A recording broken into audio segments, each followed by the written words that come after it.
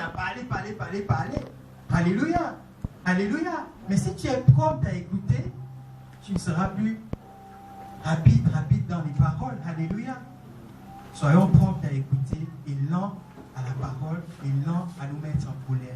Pourquoi nous devons être lents à nous mettre en colère? Parce que quoi? La parole de Dieu nous dit que la colère de l'homme, ta colère ne produira jamais la justice de Dieu. Alléluia. Alléluia. C'est pas parce que tu parleras que ça va produire la justice de Dieu. Amen. Sois un modèle. Sois un modèle en conduite. Un modèle en conduite, c'est quoi la conduite? La conduite, c'est ta vie au quotidien. Ta conduite dans la marche chrétienne. Ta conduite dans la vie au quotidien. Ta conduite dans la vie de tous les jours. À chaque instant, partout.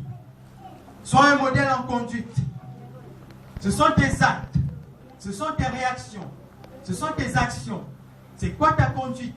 C'est ça. Notre comportement. C'est ça.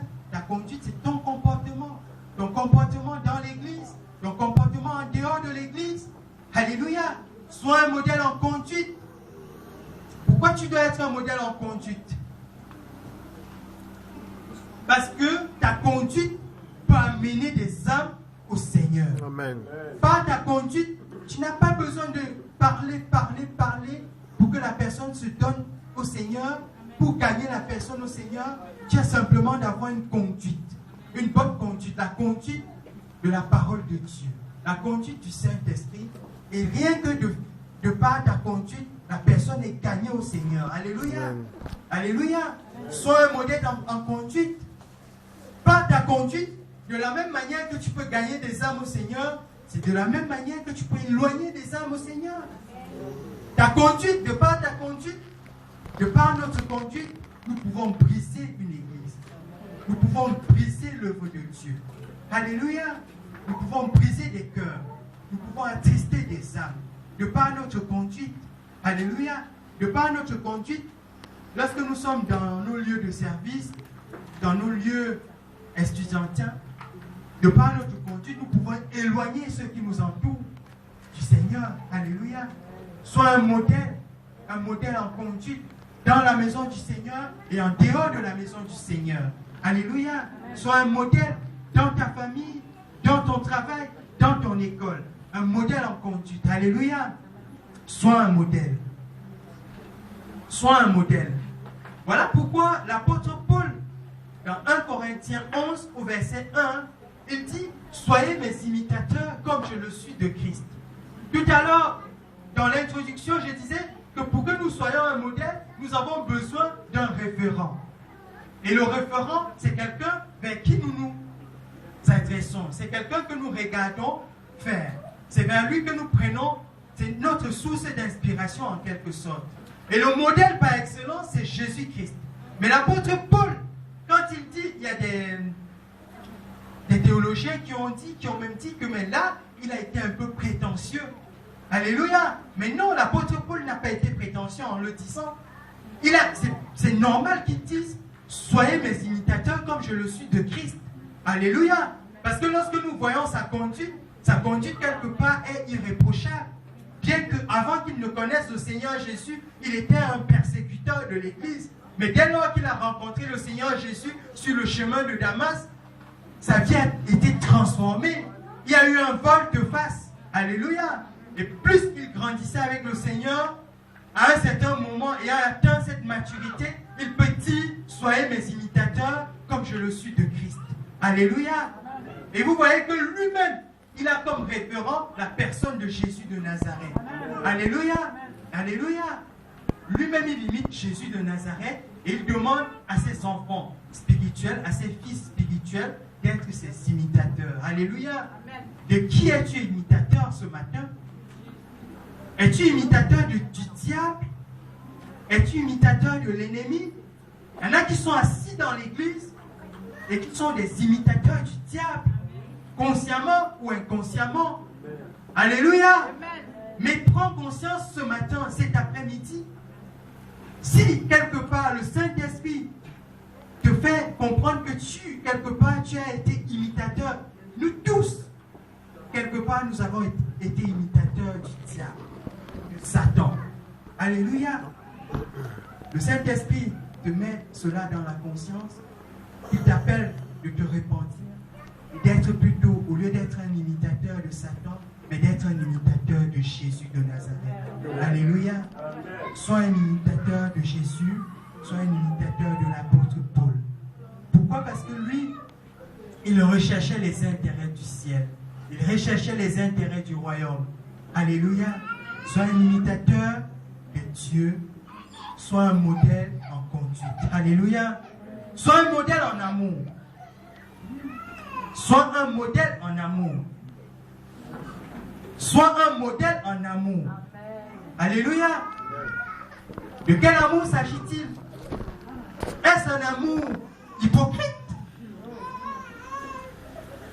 Est-ce un amour hypocrite? Non. C'est un amour vrai. Il y a une histoire qui me fait souvent rire. Et même ça se produit dans nos églises. Il y a des personnes, lorsqu'on dit va bénir ton frère, va bénir ta soeur, il vient, il fait ah mon frère, que Dieu te bénisse. Alors qu'à l'intérieur de son cœur, il est en train de le maudire. Alléluia. Pourtant il vient et dit mon frère, God bless you. God bless you. Mais dans son cœur, alors, mais si on pouvait rentrer dans son cœur, bien aimé, laisse tomber, je n'ose même pas dire cela, parce que dans son cœur, il est en train de le maudire. Mais pourtant, il vient comme ça, hypocritement, oh ma soeur, que Dieu te bénisse, que Dieu te bénisse. Oh ma soeur, je t'aime de l'amour du Seigneur. Mon œil, tu ne m'aimes pas, parce que dans ton cœur, tu es en train de le maudire. Alléluia. Sois un modèle en amour. Sois un modèle en amour. De quel type d'amour s'agit-il? D'un amour sincère. D'un amour sincère. D'un amour sincère. D'un amour vrai. Ou que lorsque tu viendras dire à ton frère, que Dieu te bénisse, mon frère. Que Dieu te bénisse. Que ça soit quelque chose qui découle de la croix et que ce soit vraiment de l'abondance du cœur que ta bouche va parler. Alléluia. C'est alors que cette bénédiction prendra réellement effet. Mais si tu dis que Dieu te bénisse alors qu'à l'intérieur de ton cœur tu es en train de le maudire, cette bénédiction-là, elle est vaine. C'est même plus une bénédiction, c'est même pas une bénédiction, ce sont des paroles vaines. Alléluia. Alléluia. Sois un modèle en amour. Un modèle en amour. Mais bien aimé, l'église, le socle, l'un des socles sur lesquels l'église est bâtie et doit être bâtie, c'est l'amour. Alléluia.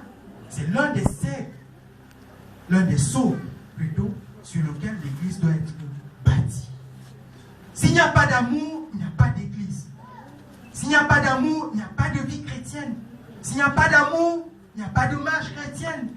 On ne peut pas se dire chrétien sans amour. Alléluia. Alléluia.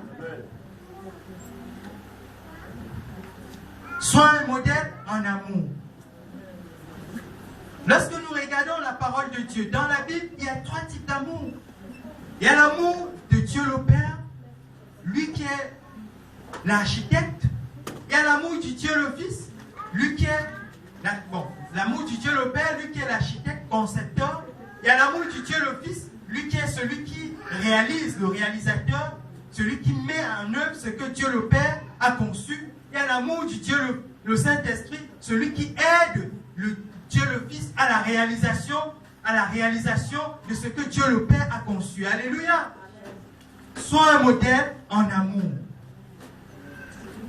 Que ce ne soit pas l'amour filial, mais que ce soit l'amour agapé. Alléluia. Sois un modèle en amour. Un amour sincère et non un amour hypocrite. Sois un modèle en amour. Alléluia. La Bible nous dit que l'amour de Dieu a été répandu dans nos cœurs par le Saint-Esprit. Par le Saint-Esprit. Par le Saint-Esprit. L'amour de Dieu a été répandu dans ton cœur, dans mon cœur, dès lors que j'ai accepté, dès lors que tu as accepté le Seigneur Jésus comme ton Seigneur et Sauveur personnel. l'amour de Dieu est répandu dans ton cœur par le Saint-Esprit. Alléluia. Que l'Esprit de Dieu